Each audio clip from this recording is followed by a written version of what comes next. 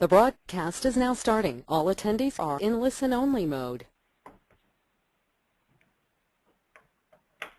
Well, hello everybody, and good afternoon, and welcome to today's Auto Remarketing Training Series webinar. My name is Bill Zadites. I'm the publisher at Auto Remarketing and autoremarketing.com. And today's webinar is presented by the good folks at Manheim. You can visit them online at manheim.com. Also, Ship Cars Now. Their website is shipcarsnow.com. And CARFAX, carfaxonline.com. And Dominion Dealer Solutions at drivedominion.com. We've got Chris Hill, Krista Hamilton, and others on board this afternoon as we are excited about having you with us for today's Auto Remarketing Training Series webinar. Here we are, Chris Hill, Krista Hamilton, Mike Platts, and Jennifer Ryan. We're excited to have them on board, and we're happy to have you on board as well.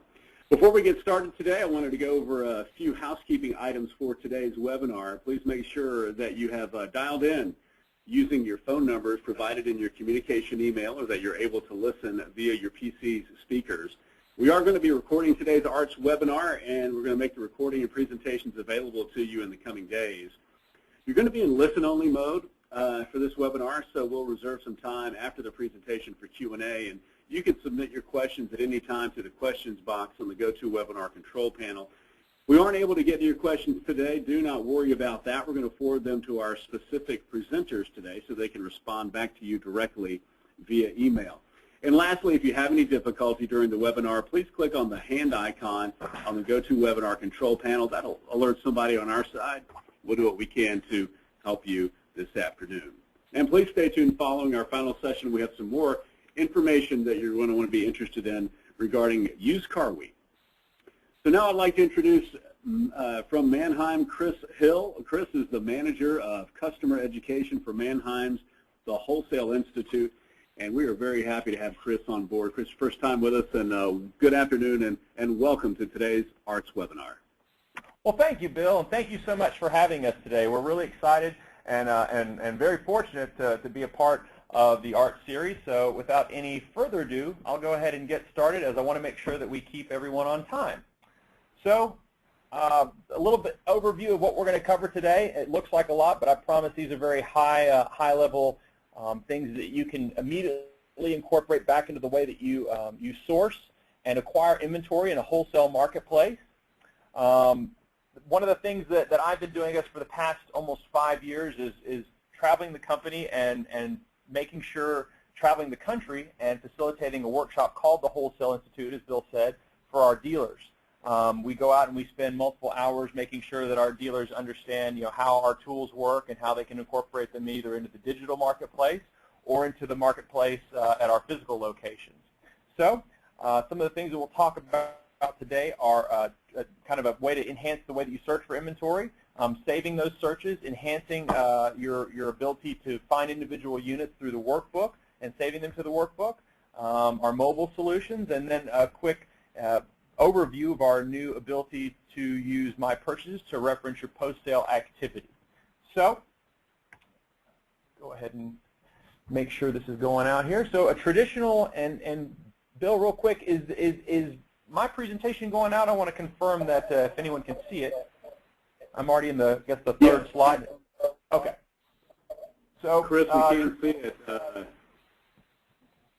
Yeah, you just need to maximize the screen there, and we'll be ready to go. Okay, let me try that. Yeah, because I had it set up over here just to be sure, and it didn't look like it was going out. So let me try this from this way here. And go to the top and from current slide. All right, sorry about that.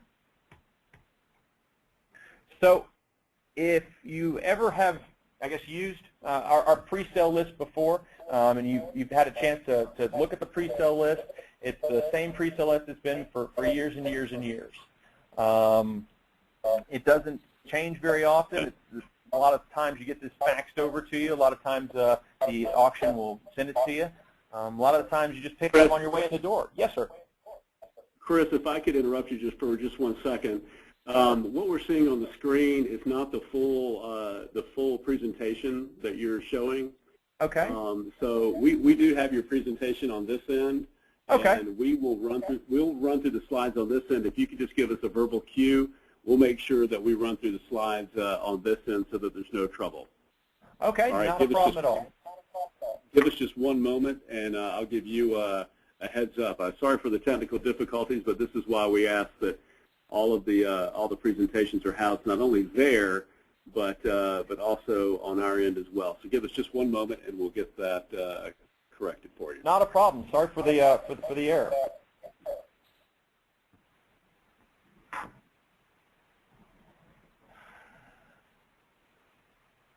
All right, bear with us one second. Again, as we work through our afternoon, the goal here on the Auto Remarketing Training Series is to present with you just a few different options from a variety of different companies located, obviously, and doing work in the pre-owned space. Following Chris's presentation with Manheim, we'll have Krista Hamilton with Ship Cars Now. And then following Krista, we'll have Mike Platts with CARFAX, and then Jennifer Ryan with Dominion Dealer Solutions on board this afternoon as well. So we are working to pull Chris's presentation up and have that on board for you here. So bear with us as we, from a technical side, get all of that set up. And it looks like we're ready to go. All right, Chris, Okay. I'm sorry for the slight delay there, but we're ready to go. If you would just give us the verbal cue, and we'll drive from this end. Not a problem. Thank you for doing that. So we'll go to the next slide here, and as I was sort of mentioning, so a traditional look of the inventory kind of looks like this. If you'll advance that, so you see a pre-sale list. It's very common. Folks have been getting this for years and years and years. It's the way my dad always used to prepare for the sales. He was in the business for 30 plus. He'd get this list either faxed or he'd grab one in the front door and begin his search from there. So if you'll advance again, he'd land on one unit right there, and after that he'd go out and walk the lot and try to find it. Now if you'll advance again, we'll see that a lot of folks, even my dad, said that he is now very comfortable going online, bless his heart. He's able to, go and see units and click on them from our pre-sale list. So that's all fine and dandy. But Manheim actually has an enhanced version of pre-sale, and it's called Sales Schedule. So advance the slide, and we'll see here that Sales Schedule, and this is where it might get a little tough because I'm not sure if these videos will play, but we'll attempt it. Sales Schedule is actually available from the Buy tab that's at the very top of the page there. So if we can click on that video, it may or may not play. Chris, unfortunately, it's not going to play. Not a problem. I'll just talk folks through it. So the Buy tab is right there at the very top. It's the second tab from the left if you're looking there at the Manheim.com homepage. And what the sales schedule actually allows you to do, it actually allows you to go in and create a custom-made pre-sale list. So what you've been seeing potentially for years if you've used the old version is you'll see an enhanced version of a pre-sale list where you can create criteria like priced inventory or inventory with inspections like 4.0, 5.0, whatever it is that you desire to see. You can actually use that to pre-sell or to pre-select that information and actually have that custom-made pre-sale list saved for you every week. So we'll advance to the next slide, so once we've actually advanced to the next, there we go. Now you can see the search results are very, very common to the way that you've seen, other search results before. Except what we're doing this is we're basing it on the inventory from an individual auction. So again, it's different than just searching for one unit because, as my dad used to get ready for the sale, he wanted to see just everything that was going to be in that sale that would be coming up tomorrow. But now you can go in through the sales schedule and pre-select and predetermine a lot of that criteria. Once that's done, it's very easy. And again, if the video would have played, I could have showed you how we can actually save that search in just a couple of few quick clicks so that every time that you're coming on to Manheim's website, you have the ability to, as soon as you log in, see your saved search. And the reason that that's important is because you would be able to see that there are new vehicles listed versus total vehicles out there. And that's big because if you're doing a year, make, model search for 2011 Nissan Rogue and there happens to be 37 coming up in the sale tomorrow from Nissan Financial, well, now you can just see those 37 that were just added rather than maybe the 40 plus that might be at that auction total. So that saves you a lot of time, and it's a huge advantage. Plus, as you're moving through that sales schedule list that you just created, you can actually add individual units to your workbook, thus saving you a time and effort because you're hand selecting and cherry picking the units that meet your criteria. So we'll go to the next slide here. And you can see that when the criteria that you've asked the Manheim.com to send you every week is ready and there's new inventory in there, you'll get that email, and you can either access it if you're on your computer by the link in the email, or if you get it on your smartphone, it will send you right into Manheim's app or the Manheim mobile enhanced version of the site, where you can then, again, go through those listings and remove the ones that aren't relevant to you and add the ones that are back to your workbook. So let's go to the next slide. And we can see that, we'll talk real quick about a lot of the benefits of using the workbook. So on the next slide, you'll see this is my mobile device. And, I'm sorry, this is our enhanced workbook here at Manheim.com. And I've pre-selected a couple of units that I want to already have in that workbook. So you can see that there's, that Grand Prix at the top. We got the Armada there, and we got the Focus. So I've already added those because these are vehicles I have interest in. I don't know if I'm going to buy these or not, but if I want to, either online or at our sale, at least I've got a spot now where I can come back and reference these.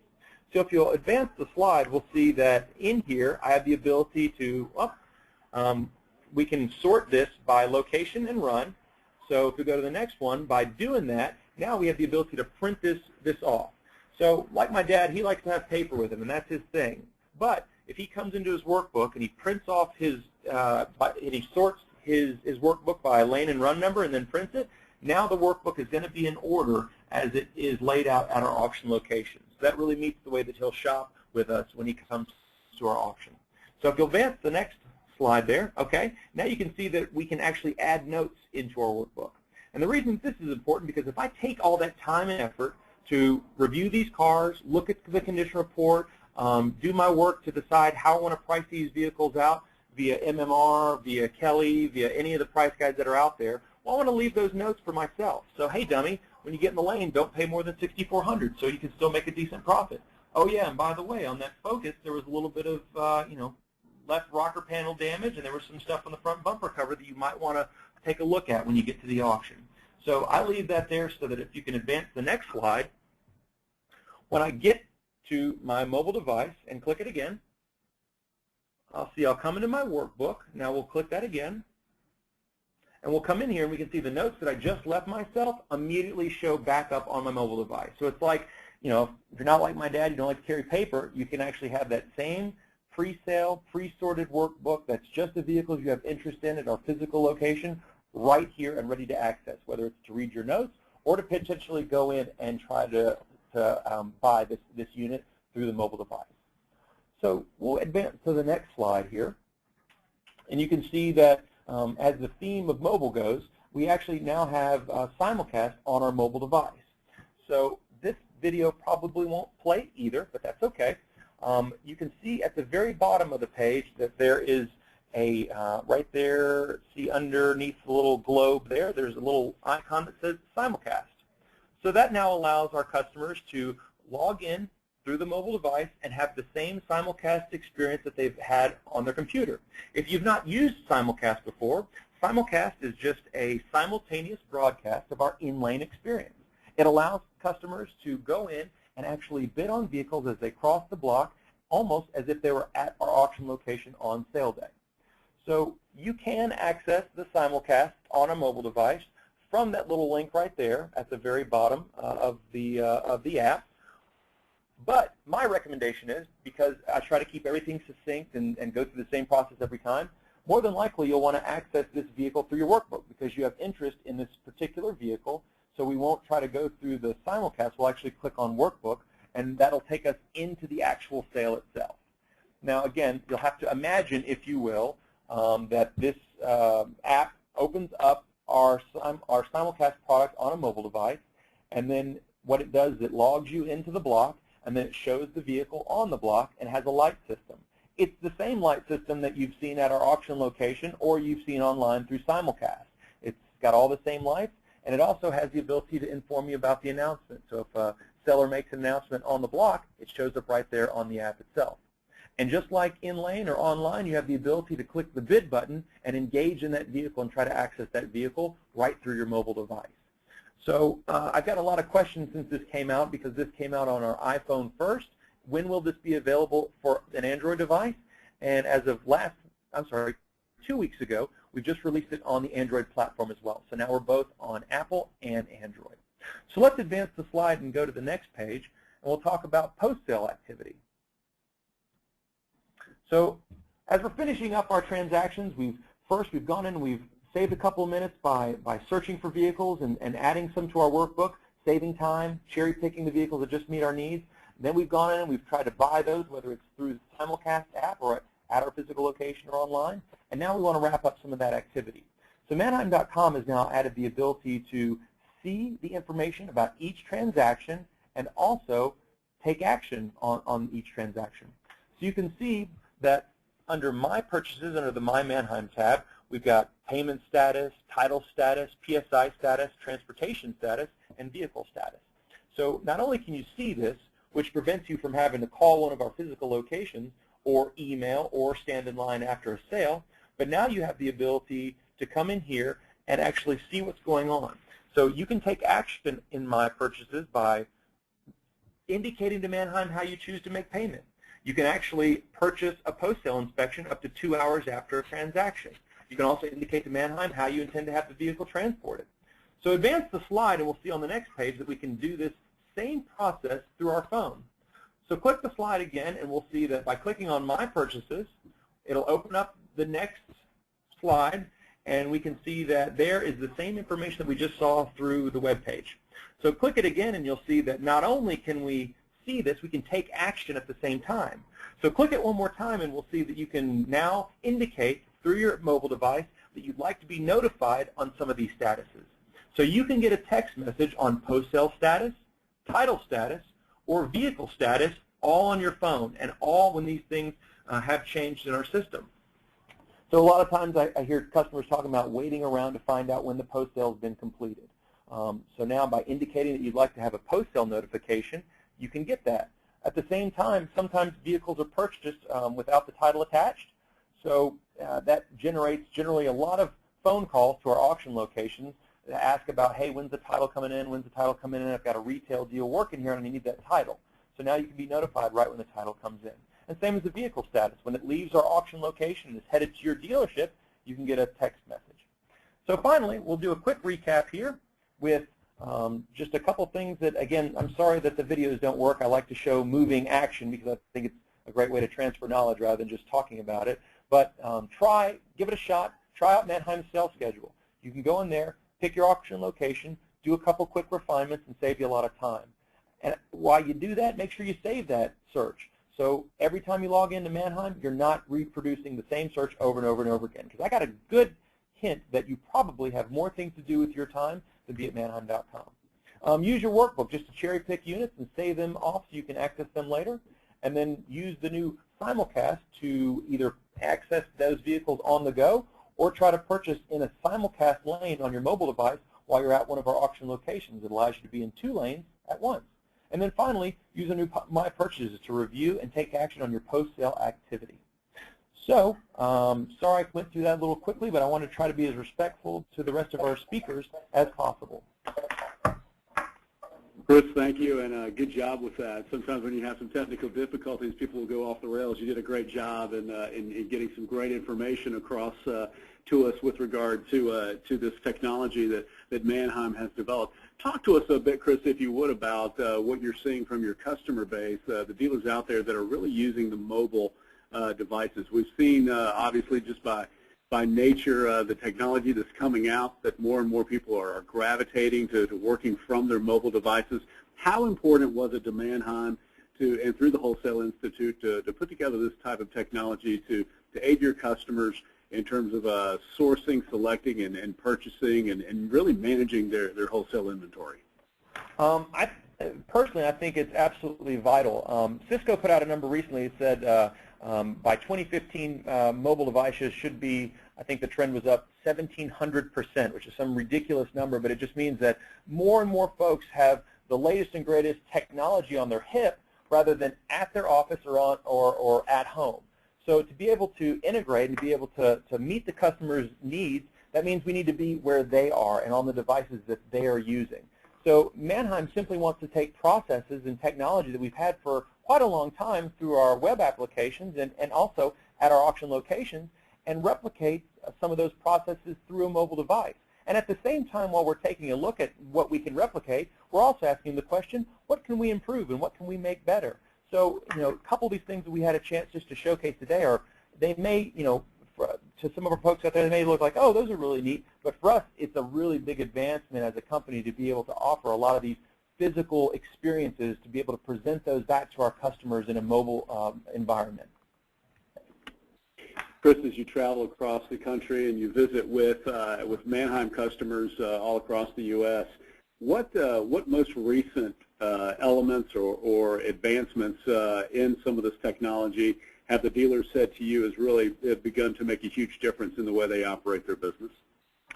Well, it's actually interesting. I think one of the biggest, and this is probably pretty basic, but the ability to now have the information needed, whether it's online or whether it's in our lane, but to have critical buying information needed in the palm of your hand. So as I'm on the block, I can scan a VIN, get NMR, get CARFAX, get a condition report, get everything that I need to make a very rapid decision and source the vehicles that meet my retail customers' needs.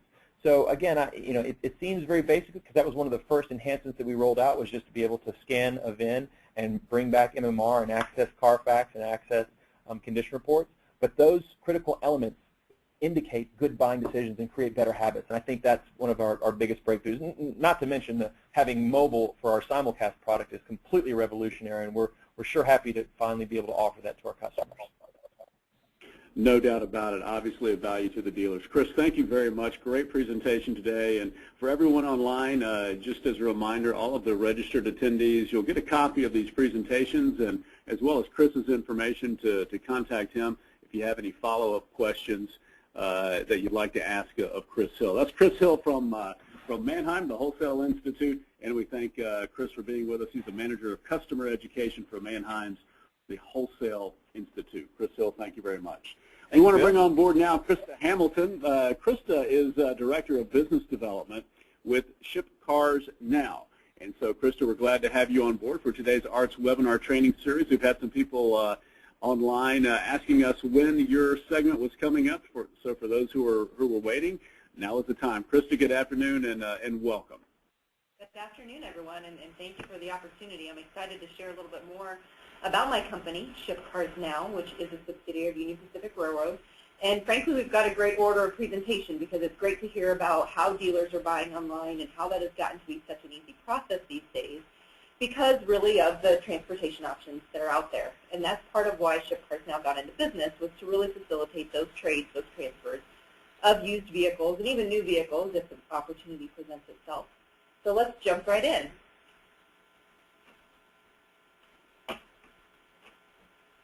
All right, can everybody see the agenda slide? It appears to be working. Yep, we are good to go. Thank you. Okay, wonderful. All right, so here's the agenda today. I quickly want to share a little bit more about Ship Cars Now so you can understand our business model.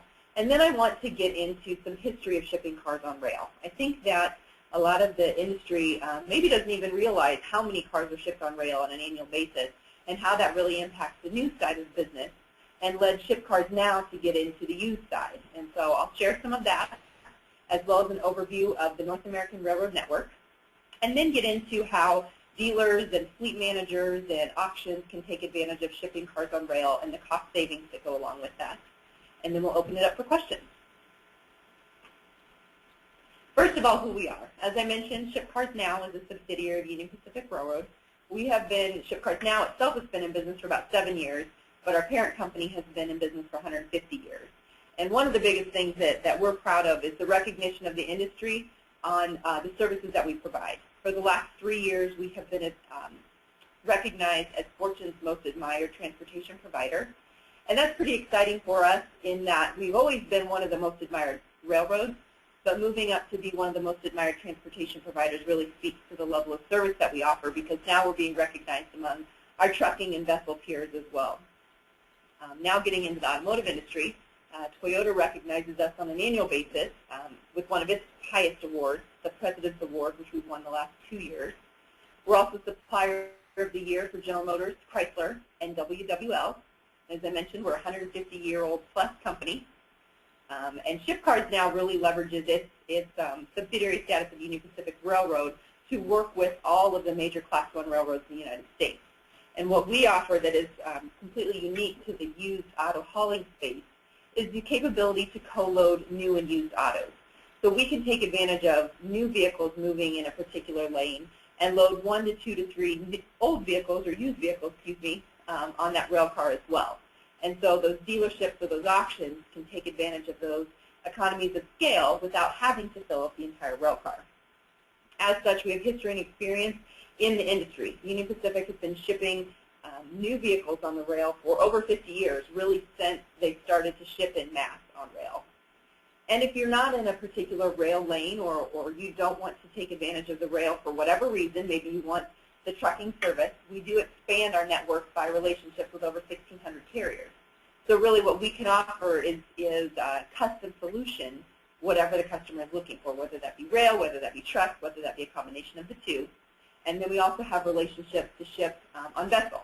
So domestic indicating to, whether it be Puerto Rico or Hawaii, and international, obviously, around the world.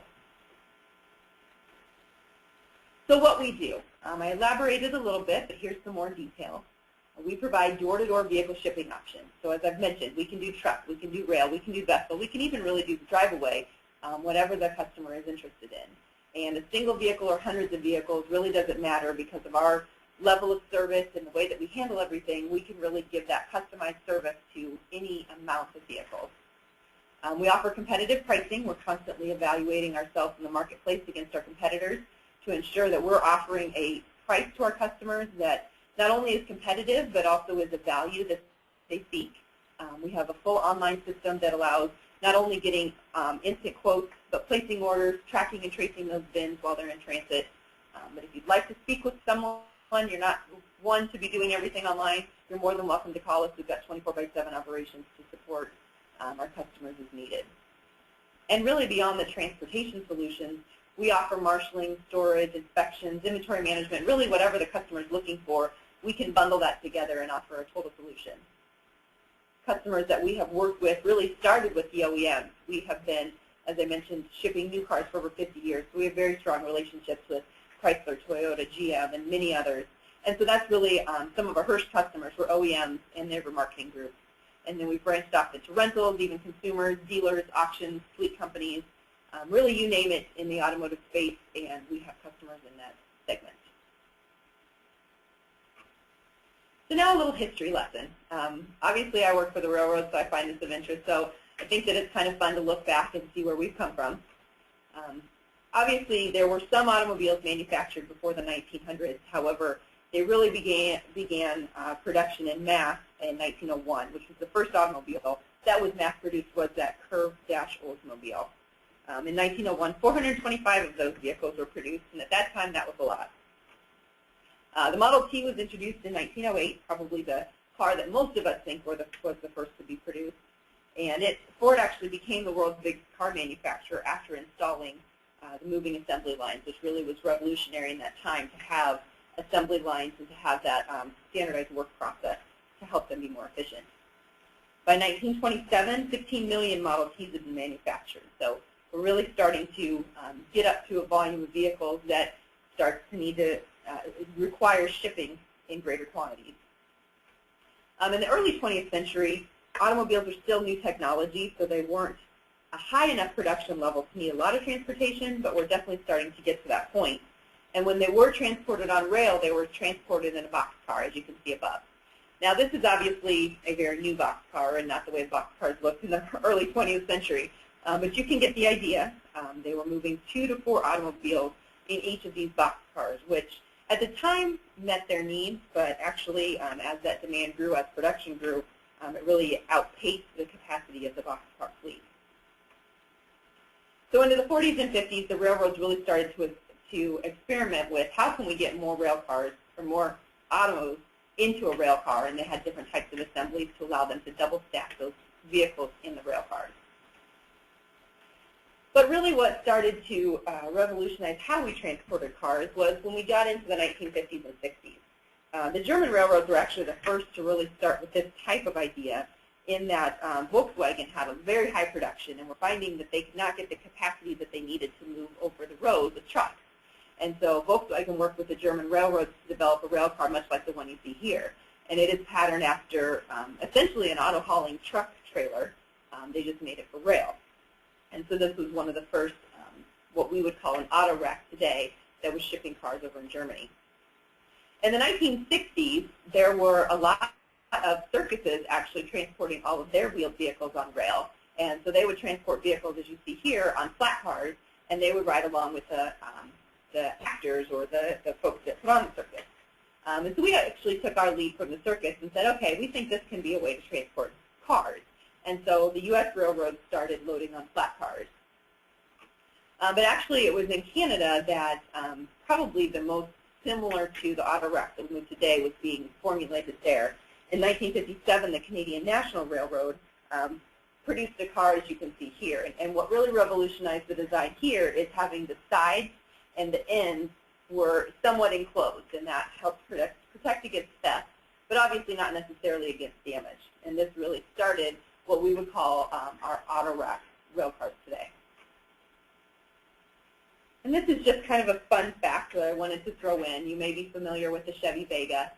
This is a very interesting way to load autos on rail cars, but this was a specially designed rail car that was jointly designed with General Motors and the Southern Pacific Railroad, so that you could load 30 of these Vegas on a single rail car versus the 15 that could go on a normal tri-level auto rack. So just kind of a fun fact there. It's pretty interesting to see that they were actually able to transport the cars like this, and they had some special modifications that would not allow the fluids and whatnot to leak when they were transported in this manner.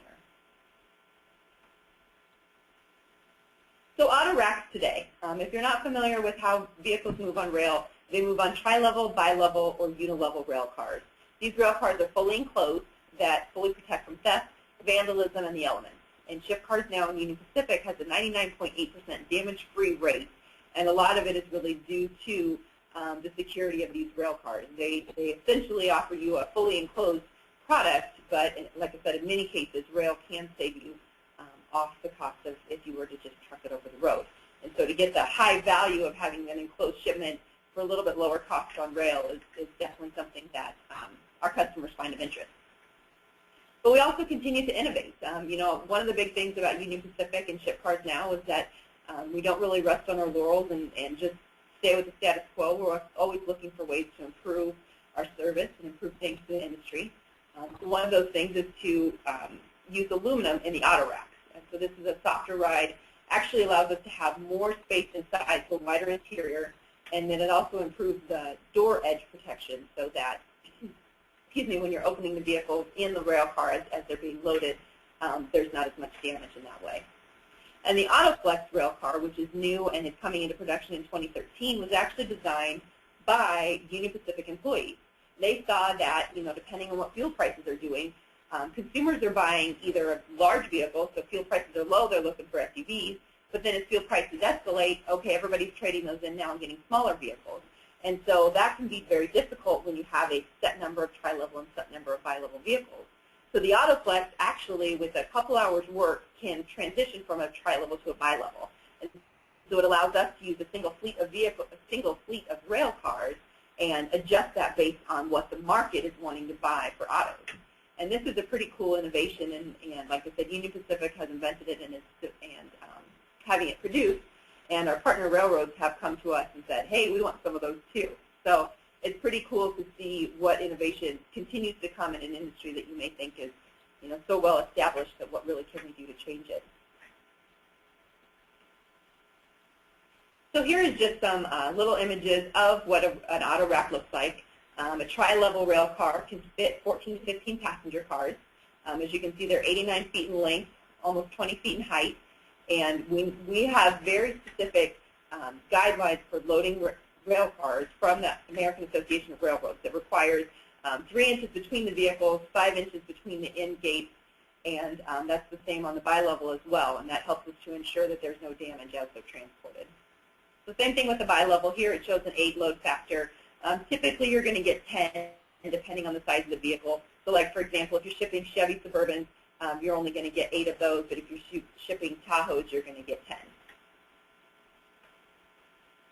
So here are some actual pictures of rail cars. This is a tri-level rail car, as you can see. The decks are A, B, and C decks. Starting at the top is the A deck. These are loaded with ramps, and this ramp can be raised and lowered so that we can unload and load every deck. You can line 5 to 6 rail cars up in a row and put bridge plates in between them, so you can unload 5 to 6 rail cars all at once, driving all the cars off the top deck, then all the cars off the second deck and the bottom deck. Here's a close-up view of the tri-level. As you can see over here are the chocks, and they're set into the grate pattern here.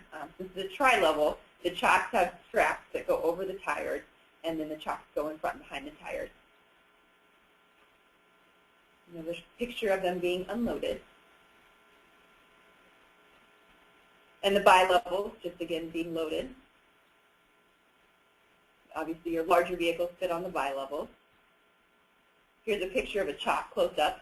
On the bi-levels, there isn't any strapping over the tires, but there's a chock in front and behind, and we do chock all 4 tires on a bi-level on the larger vehicles. So quickly to try and stay on time a little bit here, the North American Railroads, Union Pacific, operates west of the Mississippi. Our largest direct competitor is the Burlington Northern, also west of the Mississippi, but also goes a little bit toward the east. On the eastern side of the U.S., we've got the Norfolk Southern and the CSXT that are direct competitors. The Kansas City Southern basically goes through the central corridor. The Canadian National, as we spoke about earlier, does actually come down into the U.S. And then the Canadian Pacific doesn't have as large of a footprint, but comes into the U.S. as well. So all the railroads together, as you can see, have great coverage of the country, and Ship Cars Now is able to leverage our relationships to take advantage of any of those railroads. So the Ship Cars Now network, primarily we work with the CSXT and the Norfolk Southern on the east. But as you can see, all of the yellow dots on there are rail ramps, and then ports are the blue dots. And so we have access to all the major metro areas of rail, and then we extend that with our trucking companies to be able to really move your vehicles coast to coast. And as I've mentioned a number of times, we really customize to what the customer is looking for. Here's a quick shot of an automotive rail ramp. This is actually Mira Loma in Southern California. Like I said, we've got ramps in all major metro areas. We use these not only for loading and unloading of vehicles, but we can also use them for consolidation and marshaling. They're fully lighted tents. They've got 24-hour security. And all of the rail ramps are audited by the American Association of Railroads. And they have very stringent guidelines as to how these are to be operated so that there's no damage to the vehicles. And always, one of the #1 priorities of Union Pacific is to operate in a safe manner. So all of these guidelines are put in place to ensure that the operations at any rail facility, but especially our auto ramps, are taken to heart, always employed, and very, very important for us to follow those. So how can you ship cars on rail? Obviously, you can go to our website, shipcarsnow.com. We've got the ability to get instant quotes there, place your order. The entire process, A to Z, is able to be completed on our website. But how it actually works is we would pick the vehicle up from the location, whether that be a dealership or an auction with an auto hauler. We would take it to the nearest rail ramp. We would load it on a rail car. We've already talked about how many we can fit on each rail car.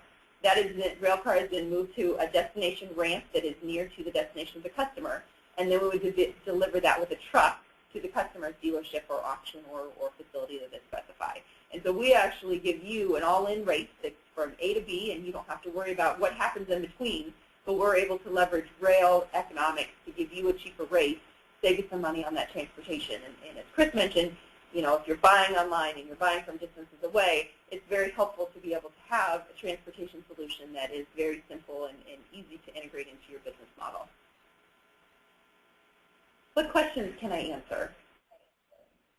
Krista, thank you very much for the overview. We've we've been following. I mean, obviously the uniqueness of what ShipCars Now offers, especially with coming across so many different platforms and dealers buying remotely. Maybe a North Carolina dealer buying from an auction with a vehicle located in Southern California. Obviously, they need to get that inventory back east.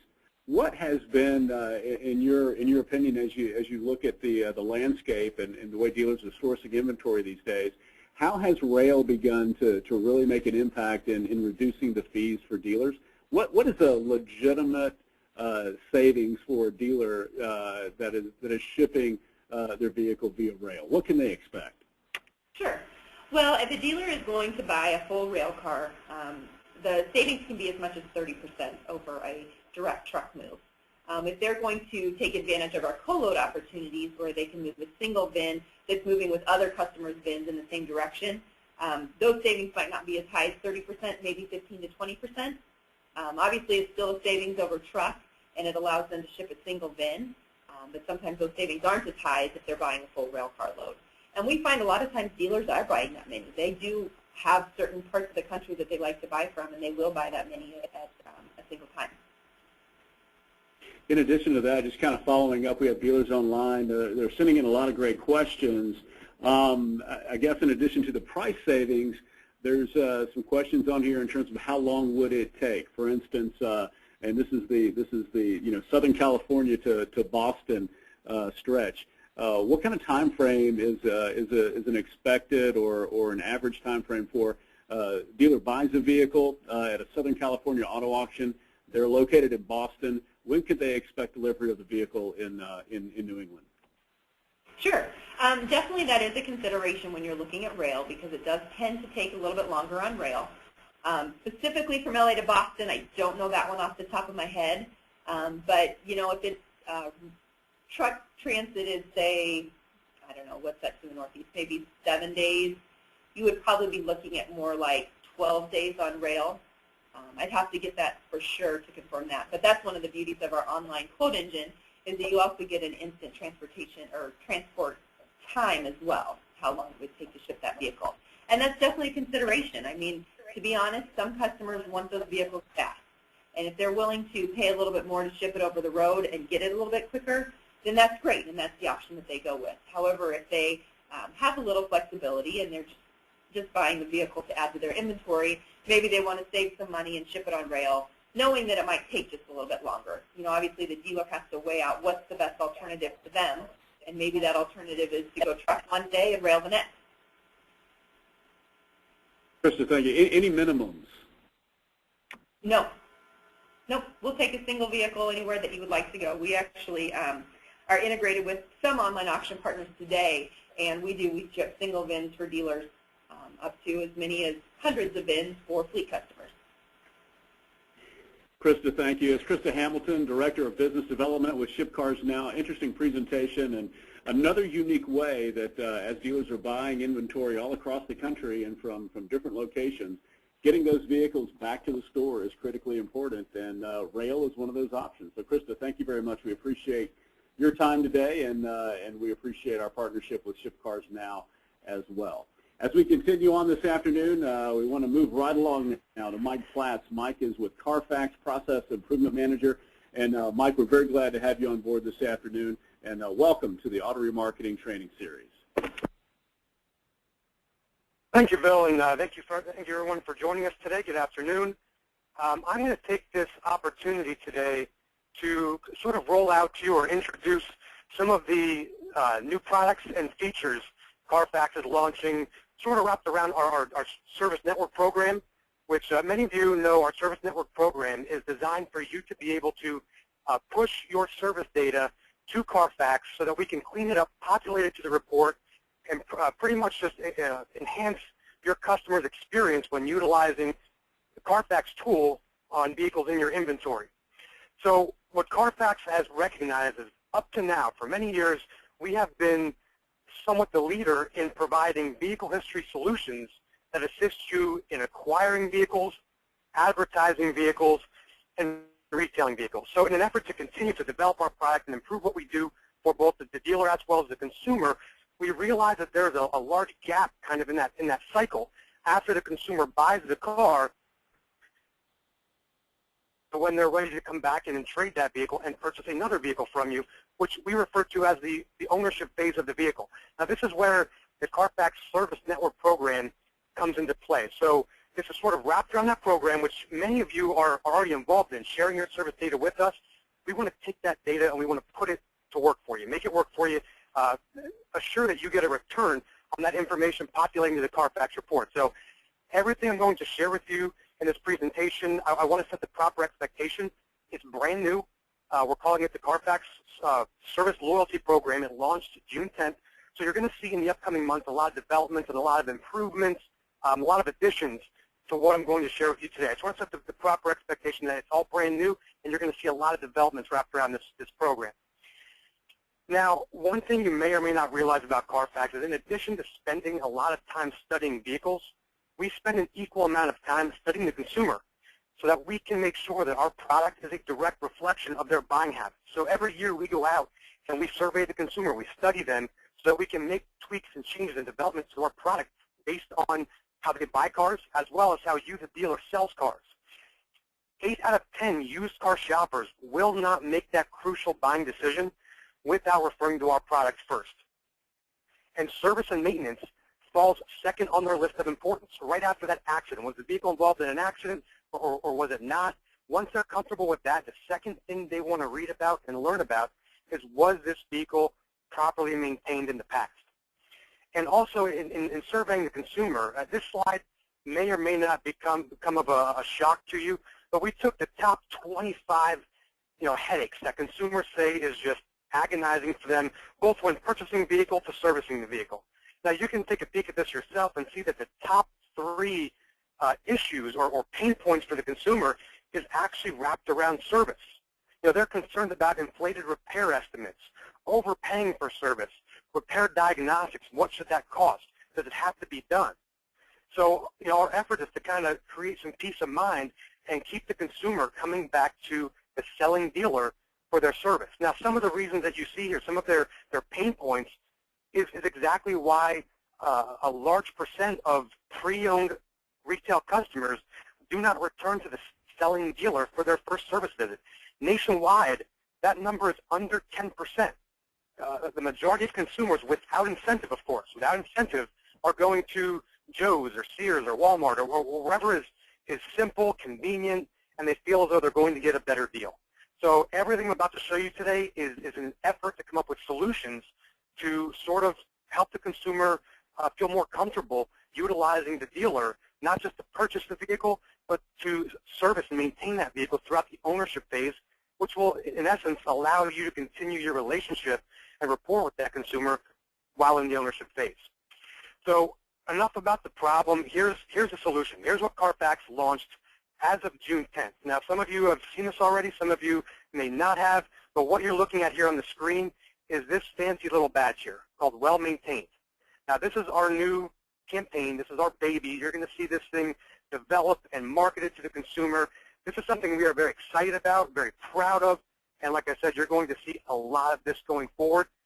The nice thing about this product is, like I said, we wanted to try to find a way to engage the consumer, get them proactive in the ownership phase of their vehicle, and keep them coming back to your dealership. And there's some ways that both the consumer as well as the dealer has to be proactive with the programs and the features I'm going to show you in the next couple slides here. The interesting thing about this well-maintained badging is, unlike any other feature on the CARFAX report, that badging is the customer's responsibility. And what I mean by that is that badging is theirs to keep or it's theirs to lose. If they buy a car today from your dealership that is badged to well-maintained, you can prove regular maintenance, regular oil changes. That's a selling point. I mean, that's a tremendous value to the consumer. But you also want to deliver the message to them that they want to maintain that status. So when it comes time to trading their vehicle in, their vehicle can be worth more money, top dollar, because you can prove to your next customer that they properly maintained it. So what might be, if you had to guess, the simplest, easiest way for them to maintain that well-maintained status? And the answer is returning back to your dealership for regular service and maintenance. if the consumer knows that you report to CARFAX, and when they come back for regular service and maintenance, that information is going to be pushed to CARFAX, populate to the CARFAX report, and maintain that well-maintained status, that gives them incentive to come back to your service department to service their vehicle regularly to keep that value up. Now let's imagine that you sold a car today does not have the well-maintained badging. The answer is the same. Your customer, their goal is to earn that status by the time they're ready to trade the vehicle in. So the process works exactly identically. They want to return to your service department so that the information populates to the CARFAX report and eventually will badge their vehicle well-maintained. So whether they have it on the CARFAX report or whether they do not, they have to come back to your service department to either maintain it or to earn it. Now there's some features I'm going to show you in a feature slide here, an application, an online application that's going to assist the consumer in managing this. So they learn of all this when they buy the car, but we got to keep in contact with them. CARFAX has come up with some very, very slick ways using mobile technology to communicate with the customer throughout the ownership phase to remind them of all these things they need to do to maintain their well-maintained status. Now, so this is kind of a new snapshot, new features of the report. I want to take you through kind of a review of other things you can expect by being a partner in the CARFAX service network. So throughout the report, you'll notice that your service shop is displayed and the service that was performed. So this program also allows you to utilize your service data to get visibility for your shop every time service is performed. It also will help you drive traffic to your website and your shop's location as there are live links consumers click on that drive them from our report straight to your website and your service department. Also, it allows you to prove that you know this car best. So it attracts repeat service business for a new owner. So imagine you service the car for the last 2 or 3 years. That car ends up being traded in at a competing dealer somewhere in your area. Somebody else buys that car. They look at a CARFAX report. Now, the first thing they notice is that the vehicle is well maintained, but they're also going to notice who maintained that vehicle for the last 3 years, giving you just a better shot at getting that customer. If you couldn't sell them a car, would you at least like to service their new car? Absolutely. So it gives your service department more exposure and exposes vehicles that you are very comfortable with. You know better than anybody else how that vehicle performs. So it gives you a better chance of capturing business out there that you wouldn't have otherwise if they wouldn't have seen your service department on the CARFAX report. And I will, so you can see at the bottom of the screen here, just last month alone, over 130 million service network impressions were viewed on the CARFAX report. Over 130 million times, an online consumer viewed a service record from a particular dealer. That's a lot of exposure. And finally, multiple visits to your shop lets the vehicle owners prove regular maintenance. So when they're ready to trade the vehicle in, they can be proud. You know, when I work with a lot of sales consultants throughout the country and face-to-face in dealership training, their job is to kind of be the advocate between the consumer and the used car manager. Their job is to represent that car to the highest ability to get their customer the most money possible. Service visits and service records allows a sales consultant to do that. Build value in the car they're trading, represent it to the fullest, and get their customer top dollar for their car. The only way they can do that is if they share with their customer that you report to CARFAX. If and only if they return to your dealership can you guarantee that the information is going to populate to the CARFAX report. So a couple pain points, some questions that consumers are troubled with and struggle with every single day. How can I keep track of my service records? Of course, without going to CARFAX.com and paying $40 per report every time I want to view that. When should I get things serviced on my car? When is it appropriate? What should service and repairs cost? What's average? What can be expected? What's fair? Which shops can I trust? Now, there's a lot of options. They can go anywhere. Who should I trust and why should I trust them? People are busy. They have kids. They have wives, husbands, jobs, sporting events, different events in life. How can I get helpful reminders? How can I remember that my oil change is due so that I can be sure to maintain my well-maintained status on the CARFAX report? And finally, how can I keep that well-maintained status? So here's some of the answers. Here's a snapshot of the app I told you that were launched. Now, a lot of you are familiar with the CARFAX for Dealers app, which is the app that allows you to run reports through your dealer account as often as you would like. This is a separate app, a consumer app called My CARFAX. It will allow your customer to track service records, be alerted of open recalls, manufacturer recommended maintenance, and it will allow you to track new service customers and represent yourself as your customer's preferred favorite service shop. So what you're looking at now is sort of the dashboard. Now you'll notice a little bit gauging here, the oil change, the tire rotation. Now the way to keep these gauges, these measurements accurate is to keep your customer, the consumer, committed to your service department. Because we know every time they come in, we're going to get that information, which will allow this dashboard to stay up to date and accurate. And the consumer has they have a lot of control throughout this app as well. You'll notice on the top here where they can update their mileage. So if they notice something is wrong, they can update it so that CARFAX is aware that from the consumer reported side, they want to help us maintain their correct mileage. So here is a snapshot of tab number 1 here, service history. So instead of the consumer having to go to CARFAX.com, pay $40 for a report, inside this app, free of charge, they're going to be able to monitor their service visits. And again, if they come back to your dealership, they can be guaranteed that it's going to populate to the CARFAX report. And again, assuming that you're a CARFAX service network partner, meaning you opted in to push us that information. Manufacturer recommended maintenance. We will alert the consumer when the manufacturer recommends certain items be performed to their vehicle. Now and again, people are busy. So this would kind of be useless if we weren't also trying to alert the consumer, which is what we're going to do. We're going to, my CARFAX will also alert them and ping them when their oil change is due, when their oil change is overdue, manufacturer recommended maintenance is due, an open recall has went out from the manufacturer. So this app, these alerts are going to help them also maintain that well-maintained status. So if they're in danger of losing that status, well, guess what? My CARFAX is going to let them know.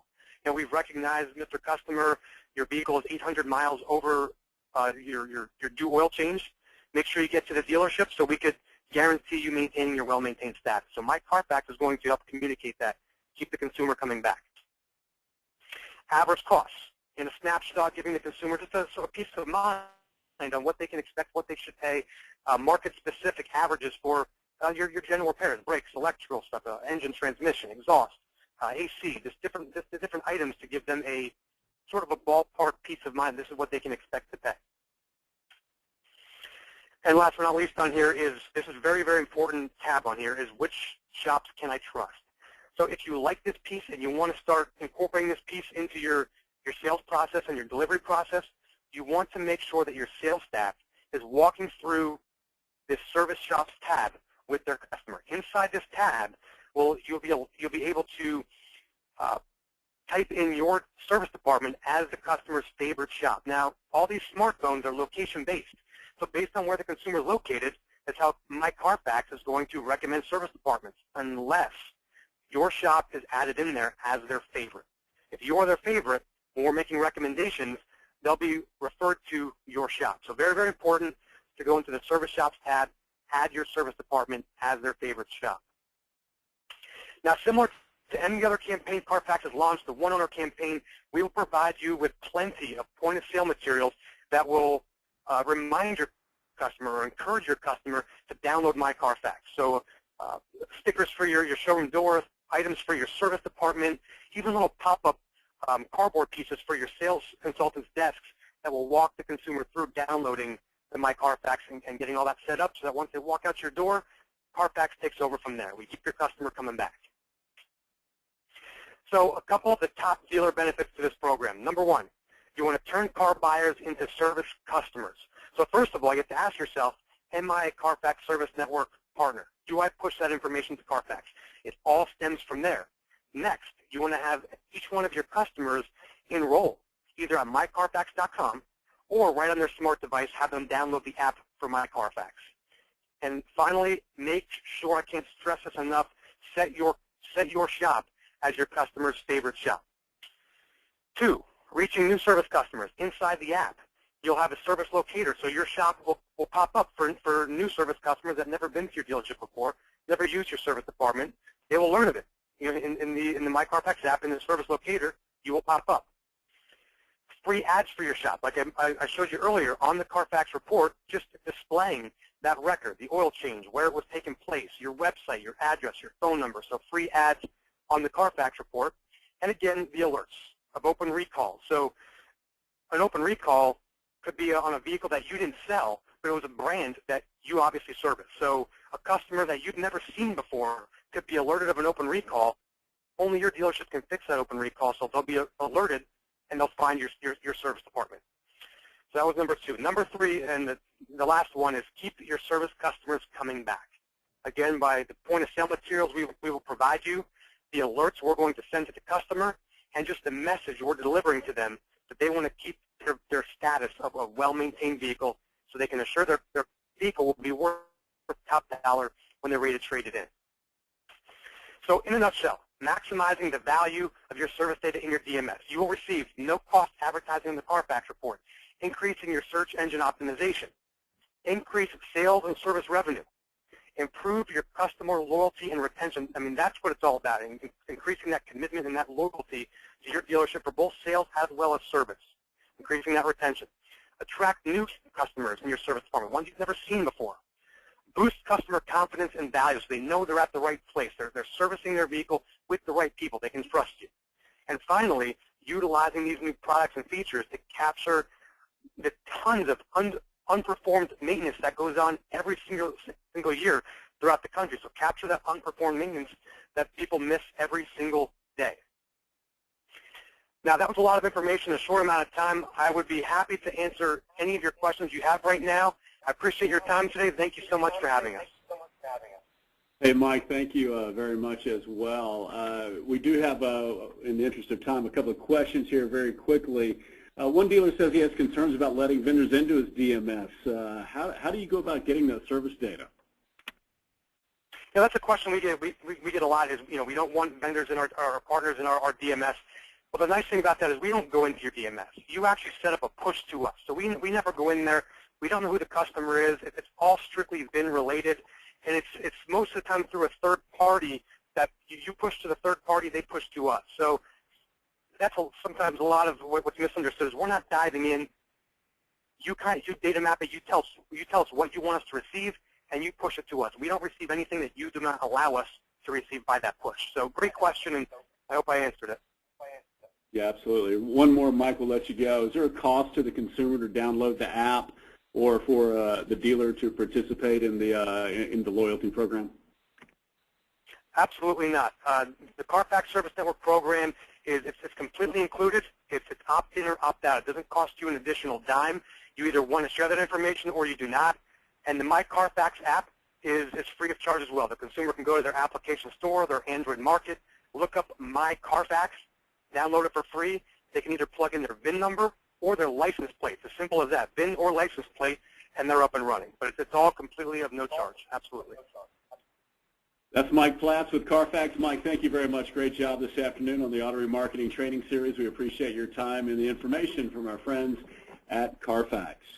And now last but definitely not least, we have Jen Ryan. Jen's with Dominion Dealer Solutions. She's the Director of Inventory Solutions and joins us this afternoon to talk about the 3 steps to effective vehicle storytelling, turn online shoppers into purchasers. So we'll hand it off now to Jen Ryan with Dominion Dealer Solutions. Jen, good afternoon. Thanks, Bill. Just want to make sure you guys can see my screen okay. Everything looks great. Okay, and if everybody out there just hangs in for another 10 or 15 minutes, we'll get through everything. I know you've received a ton of great information today. Best ways to find vehicles, best ways to transport vehicles, of course, with the CARFAX presentation, best way to build confidence and eliminate those consumer headaches. We're going to get started real quick and really focus in today on, what is vehicle storytelling and how can storytelling help you to better merchandise your vehicles. Second, many dealers are struggling with developing engaging content for vehicle descriptions to drive true consumer action. So we'll identify some of those pitfalls dealers are facing today and identify best approaches that you can implement tomorrow in your dealership or leverage a partner like Dominion to implement. And third, let's develop an action plan to jumpstart those vehicle descriptions. So what is storytelling? Wikipedia defines storytelling as the conveying of events, words, images, and sounds. Storytelling is a narrative that has been shared in every culture as a means of entertainment, education, and cultural preservation. The earliest forms of storytelling were thought to have been primarily oral, combined with gestures and expressions. In fact, people have painted symbols for stories on cave walls as a means of helping the storyteller to remember those stories. Over time, stories have been carved, scratched, painted, inked, and even in the more modern era, written, typed, and even tapped as a way to commit a story to memory. While modern storytelling has evolved into traditional forms, such as fairy tales or folklores, mythology, legends, or fables, the term storytelling has really extended itself to representing history, personal narrative, political commentary, and evolving cultural norms. In fact, storytelling has actually become one of the fastest growing buzzwords in the marketing world, particularly as brands struggle to set themselves apart and keep consumers engaged. Marketing storytelling is increasingly being used for marketing and merchandising today in order to build customer loyalty and create stronger bonds with consumers. More recently, there have been a number of popular brands that have engaged in storytelling and successfully connected, or in many cases reconnected, with themselves and their consumers. Coca-Cola, Google, Chrysler, just a couple more recent examples. So why? Does storytelling really help a dealer connect with their consumer? Telling stories is inherently a human activity. People tell stories. Thus, brands tell stories to reveal their human side. Let them articulate the values and guiding principles of their company, of their brand, and of their products. In fact, storytelling has become one of the fastest growing trends even in the dealership. Dealers can use a similar approach to help connect data, rich content, and create robust stories about their vehicles. There's 3 basic principles that we're going to discuss here today that you can implement tomorrow in your dealership. Keep these in mind. What is unique about the vehicle? How can you build confidence in that vehicle? And what are other third parties saying about the vehicle? To see how these questions can act as a guide into how to develop effective stories, let's see why vehicle descriptions are important and investigate what dealers are doing today. In 2010, Cars.com published a merchandising study that stated adding ad copy to a vehicle listing will result in a 50% lift in contracts. In fact, quality and quantitative data both matter when it comes to vehicle descriptions. For quality, Cars.com recommends using languages with strong call to actions that catch the car shopper's attention. Words such as low, new, call, special, sale, CARFAX specifically, check, service, incentive, financing, reputation, excellent, family, and quality are all words that end up resulting in a 24% boost in contracts.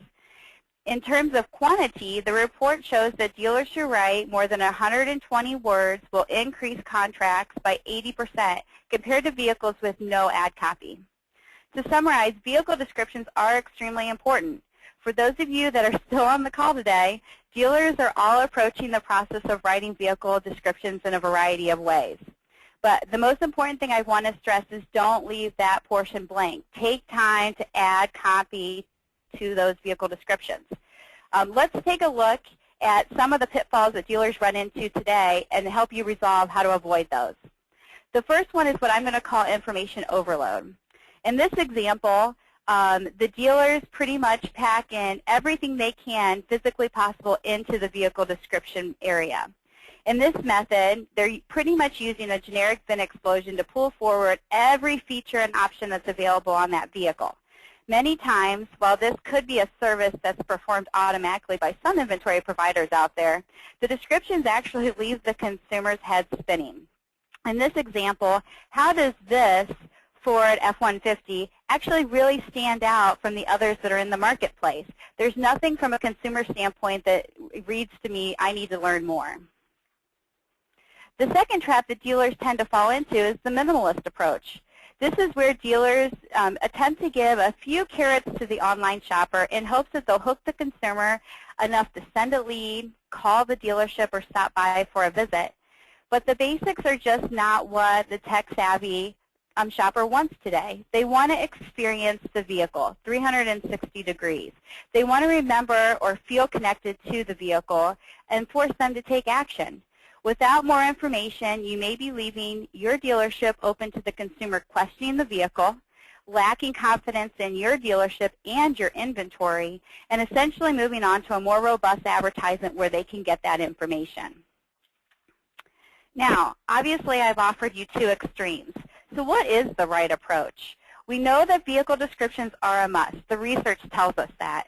We know that we need to use engaging, quality data in our narratives. We know that if we tell a story, consumers will be more engaged and connect more to your vehicle as well as your dealership. The right approach is to really marry vehicle description data into engaging stories for the online shoppers in an automatic fashion. Let's take a closer look. There's a number of elements that a dealership could use to really develop effective stories. I'm just going to focus on 4 categories here today. From the dealership perspective, offering customized openings and closings that really showcase your dealership are so important. Specific contact information or call to actions for various vehicles, as well as market pricing to highlight and change in real time of how your vehicle is being priced compared to the local competition will help to set your vehicles apart. From the unique category, it's important to highlight vehicle data, the value of all the unique options and high-value options in the vehicle, specifically around navigation, on special packages, anything that grabs that attention. Also, the addition of fuel economy facts help to just educate the consumer a little bit more. From the confidence category, this is where some of the information that we heard about CARFAX and some of their new offerings could actually be inserted. Vehicle history reports, number of owners, service conditions, things like that that really help to set the vehicle apart.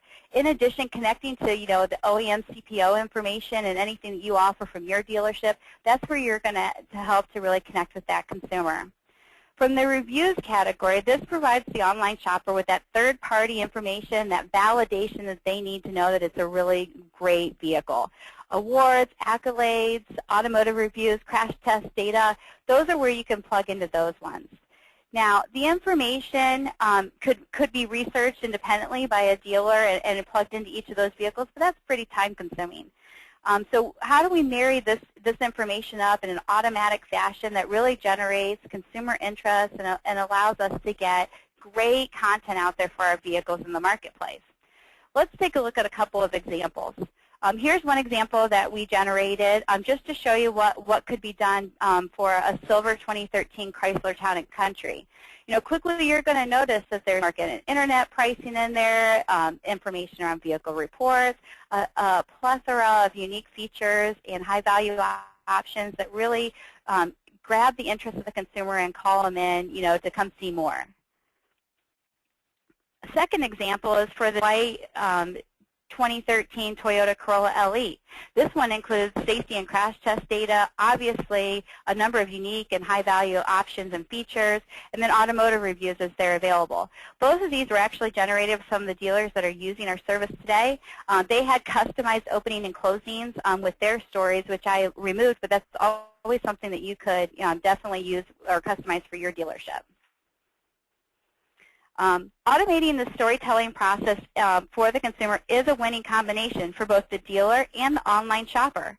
For the dealer, delivering effective vehicle stories will save you time, money, and in many cases, resources. Furthermore, it will help you remove the manual and oftentimes painful process of relying on your dealership personnel to develop and write accurate descriptions. For the consumer, it will generate engaging, compelling, and relevant stories that will oftentimes inform and educate the shopper, not only letting the shopper know that you are the expert and want to provide as much information to that consumer as possible, but also really helping them in their decision-making process. This educational, informative, and sometimes entertaining descriptions will drive action, set you apart from the competition, and in the long run, help you to turn your inventory faster. So what can you do to get started today? First, I'm going to encourage everybody on the call to really take a look at what your process is for writing vehicle descriptions. What is your approach? Are you using one that we highlighted today, or are you moving more so into the narrative storytelling approach? How can you build more engaging narratives? Second, establish a storytelling process. How are you going to find the research? How are you going to pull that information in? Take time to flush that out. And just remember, if you're a dealership that's not equipped to do that for yourself today, there are partners like us at Dominion that can help you build and deliver those consumer-tested and relevant, engaging content. And third, remember to test and retest your stories with online shoppers. The only way you know if your stories are effective is to constantly be refining and improving those stories. Data points that are triggers for consumers today may change in the next 3, 6, or 9 months. So keep testing them and evaluating the latest trends that are out there. And I'll open for questions too, and I invite anybody that sends me an email or connects on Twitter. I'll send you Best Practices Merchandising Inventory ebook. It has all these great details in it and some other ones that you might be able to implement tomorrow to really set yourself apart.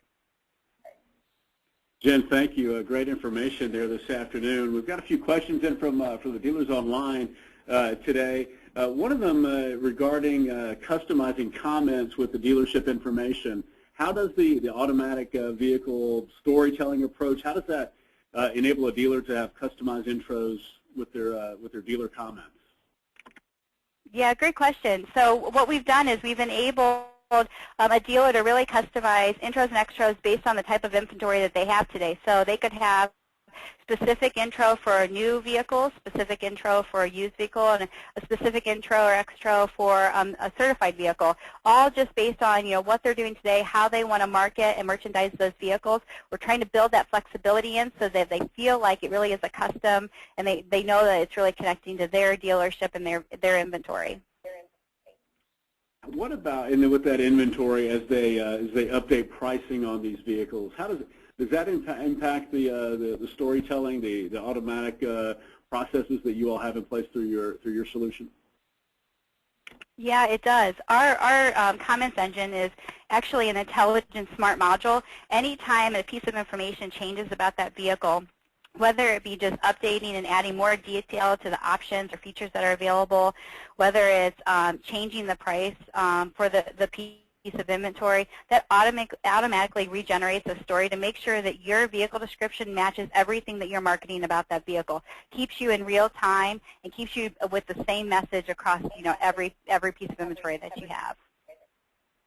Now, our focus this afternoon has really been on pre-owned operation and used car operations, but it sounds like to me that this could be used and applied to not only the pre-owned inventory, but also to new car inventory as well. Is that correct? Yeah, completely accurate. Obviously, this is a huge resource for used cars, but more and more dealers need to really engage in what they're doing on their new cars, from photos to videos and as well as comments. Make sure that you're as robust and informative about any element of your vehicles across the fleet that you have on your lot. That's Jennifer Ryan. She's the Director of Inventory Solutions for Dominion Dealer Solutions. Jennifer, thank you very much for joining us this afternoon. We appreciate you and all the presenters and trainers on this afternoon's Auto Remarketing Training Series. Now, before we leave you this afternoon, we have a couple of things we want to remind you of. CarMart Certified Pre-Owned. This is a tremendous opportunity for you franchise and independent dealers out there who are interested in growing your CPO sales. Now, as the prices of used cars begin to soften in the market, a CarMart Certified Pre-Owned vehicle is going to hold that dollar a lot better. So contact us at 800-628-4635 or dial us online. You can go to carmartcertified.com. Our email is dealerinfo@carmartcertified.com. Great opportunities there. We also have, as an opportunity for you, CarMark Auto Finance. Tremendous opportunity to lower the monthly payment for your consumers across the board. If you're interested in testing out this balloon payment option for your inventory, you can see we have a demo site here, carmarkautofinance.com/demo. It's carmarkautofinance.com/demo, just at the bottom of your screen there. You can run some of your inventory through that, different down payment modules, different APRs. Run some of your inventory through there, and if it looks like we have a good opportunity, please contact us at info@carmarkautofinance.com. We'd love to do some business with you and help drive more pre-owned sales through your store. And finally, speaking of used cars, we're going to invite you to come out and join us in San Diego this fall, November 11th through the 15th. We've got Used Car Week coming to the Manchester Grand Hyatt, and we could not be more excited about that. CPO, the Pre-Owned Conference, is going to be November 11 and 12. That will be followed by our new edition this year, the Subprime Forum, on November 12th and 13th. RE3, the Recovery, Repossession, and Remarketing event, will be on November 13th, and that'll fold right into the granddaddy of them all, the National Remarketing Conference. We hope you come out and join us for that. It's going to be a great week in San Diego, and we hope to see you there. More information available at usedcarweek.biz. And finally, if you have a question or would have any comments regarding today's auto remarketing webinar series, that's my email, beansadites@autoremarketing.com, and our website is autoremarketing.com. My desk is 800 toll-free to you, 608-7500, extension 117. We hope to hear from you and see you again soon on another auto remarketing training series webinar. If you're not dialed in and getting your daily auto remarketing today in the news from the pre-owned industry, you need to do so. You can go to autoremarketing.com and click into the subscription category there and opt in, because we and our editorial staff does just a great job of putting together some of the best content in the industry, keep you up to date about what's happening in the used car industry. Our other ARTS webinar series, put these on your calendar and join us October 22nd. We'll be back with another one of these webinars, keep you up to date on what's going on in the used car markets. And again, on December 10th, we'll have another one for you here on the Auto Remarketing Training Series. Thanks again for being with us this afternoon, and we'll see you next time right here on the Auto Remarketing Training Series.